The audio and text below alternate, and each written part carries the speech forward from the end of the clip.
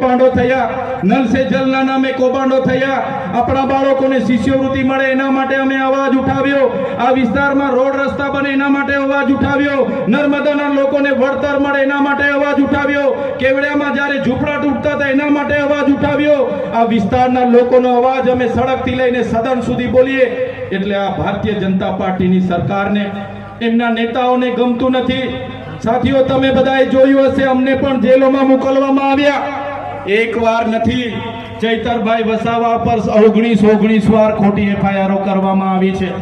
છતાં ચૈતરભાઈ વસાવા એટલા હિંમતથી લડે છે, એટલી તાકાતથી લડે છે, કેમ કે ચૈતરભાઈ વસાવા સાથે તમારા જેવા વડીલો અને યુવાનો અને માતા બહેનોના આશીર્વાદ છે.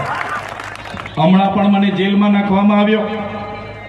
મને રાતે મારી ડેડિયાપાડાથી પોલીસ દ્વારા પકડવામાં આવ્યો. બળજબરીપૂર્વક ખેંચીને મને જીપમાં બેસાડ